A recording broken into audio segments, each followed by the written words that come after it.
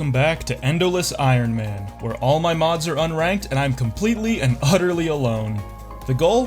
1999, and afterwards, every world boss and secret boss in the game. Let's get it. Or at least that's what I would say if my recording footage didn't look terrible. Don't worry, I've got my best troubleshooters on this problem, and it'll probably be fixed by the next video. I'm just telling you this now so you have context for why the footage on screen is going to switch between regular, raw gameplay and my humble, immersion-preserving, minimalist stream overlay. Now then, please join me for this derelict sabotage mission where I answer some FAQs from episode 1's comments section. What about arcades and cycles? This was probably the most asked question I've gotten. If I'm refusing to upgrade any of my mods, will I be maxing out my equipped arcanes or focus schools to compensate? No. Come on guys, think about the spirit of the run. Do you think the first thing Sisyphus thought of when he looked at his rock and the mountain was, oh yeah, hold on, let me think about how to finesse this? Nah, we haven't even begun to suffer. I don't want to hear about arcane this, Xeneric that, until I am grinding my face off on the first of an Eidolon Hydralist's 30,000 weak points. And even then, the answer will be, nuh-uh. Anyway, big question number 2. What about Umbral mods and legendary cores? So, I get this, okay? If the run is called Endoless, does that mean I'm allowed to use the Umbral mod set, since they start off at rank 5? And also, since a legendary core isn't technically Endo, could I use that to upgrade my mods? And again, spiritually, I feel like this goes against the intention of the run, but also, physically, the rules say, right there, all mods equipped on my Warframe must be unranked.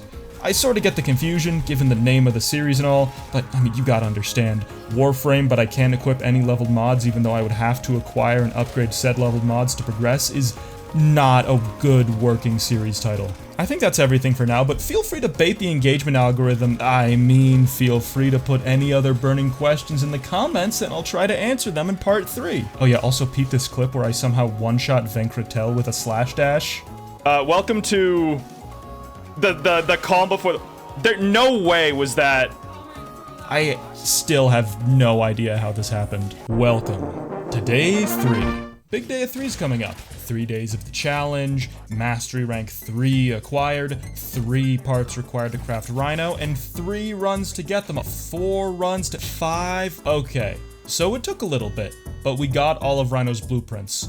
But I'm actually out of credits and the required resources to actually craft him. Probably owing to the fact that I also set Vauban crafting in the background. That's right, people. It's time for layered grinding. Since both the Ferrite and Rubedo I need drop on Earth, and coincidentally the Shrine Defense game mode that lets you grind for Kome also takes place on Earth, I spent the next 3 hours farming Fate Pearls. I'm not even kidding. I'd try and make some sort of joke or funny out of this, but the only joke is that after all that farming, I only had just enough pearls to build the Aminata. After 3 more runs, because I didn't realize it required 2 blades to craft. Ha ha ha ha. Also, that was only step 1 of the grind. Step 2 required me to get a little bit more down in the dirt and collect a couple resources from the plains of Eidolon. At least, that was the plan. There were a couple detours along the way, but due to the blunt force head trauma, I'm having a hard time remembering. Most resources needed to craft the Aminata were easy enough to come by. Even the Cetus Wisps, even the Sharak Teeth, which just needed a little bit of Twilight Bait. Twilight Bait itself is easy enough to get, you just need to rank up once with the Ostrons. Speaking of, it's actually really fortunate that I did that alert for 30 Universal Medallions. These things are incredibly useful at the lower ranks of the open world syndicates. The problem came when it was time to actually rank up, which required a handful of resources, including, 25 Iridite. I have no idea why this innocuous resource is such a pain to get at lower levels. Actually, scratch that.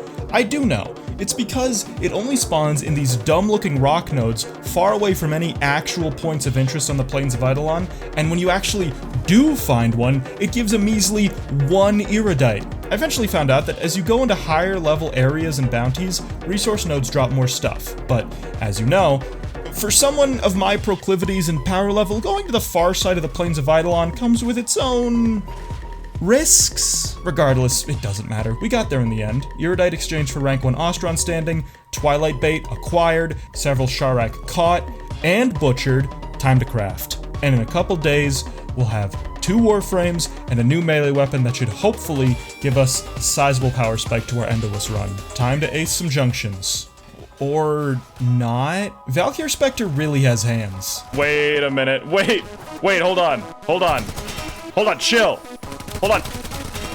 We can talk about this. I didn't think a Spectre would be giving me trouble here. I gotta be so honest. Oh my fucking god. Wait, she's dumb. She activated Hysteria, but she's pulling out her weapons to shoot me. All right, dogs back up. Go, my hound.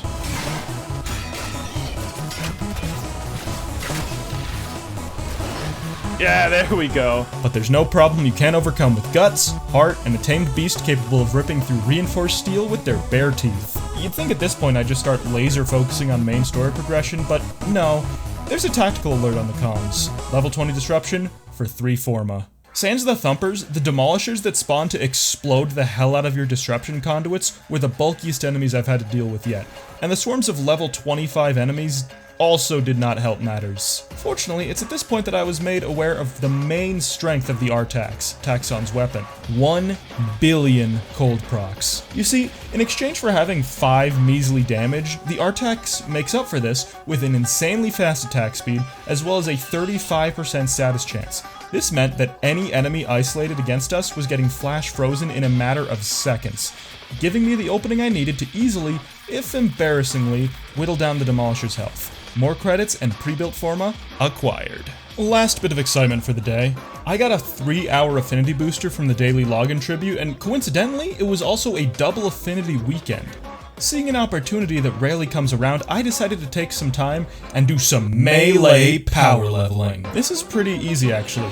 Just find an exterminate mission, bring only your melee weapon, sneak up behind one enemy, stealth kill them, and get a stacking affinity bonus. Repeat this 4 more times for 500% bonus affinity on stealth kills, multiplied by 4 thanks to your boosters, and ideally, every melee weapon you have will get to max rank in a matter of minutes. At least that was the plan. Turns out the Grineer Shipyard tileset doesn't really lend itself particularly well to stealth gameplay, as you're just as likely to get spotted through a solid rock wall as you are to sneak right in front of 3 dudes to snag an Xmas stealth kill, which, ooh.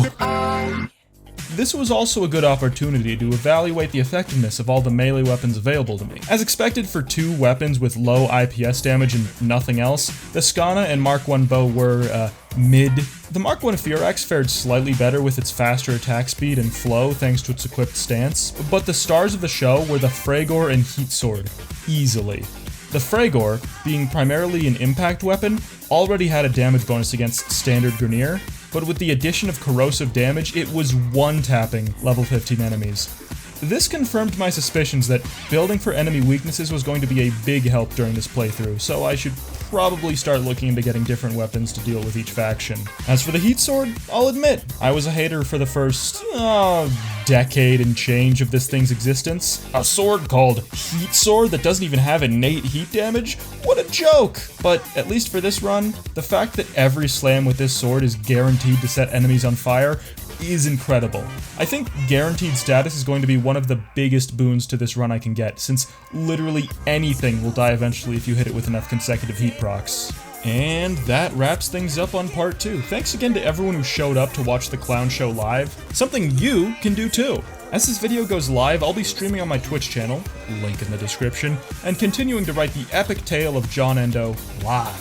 It's fun to be making progress and seeing weapons and Warframes in a different light, but I think in the next couple episodes I want to really buckle down and make some solid story progress. After I've built Rhino, Vauban, and the Aminata, I'm just going to start booking it down the main story progression track. Hopefully, getting focus schools and amps will help some in terms of progressing towards the more off-the-beaten-path grinds. Speaking of, last episode I talked about early, easy-to-get Warframes and weapons that could carry me through the mid-game, but now that I'm focusing on the end-game, I'm trying to ask, what gear could I get that would really carry me through the star chart, and eventually even Steel Path? As for weapons, I really don't think we'll get any better than the Cedo, with innate status procs from the alt-fire and a built-in galvanized savvy effect on the primary.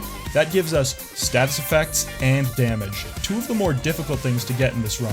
And as for our frame of choice, I think it's gotta be Varuna. insane status procs, energy generation, and juicing up your melee weapons? Sign me up. Now, that does put some extra detours on our quest, namely getting max rank with the Entrati to get the Cedo and spending 12 billion million hours in Conjunction survival to get Varuna, but hey, once we've got that done, we'll finally be free to farm more open world syndicates.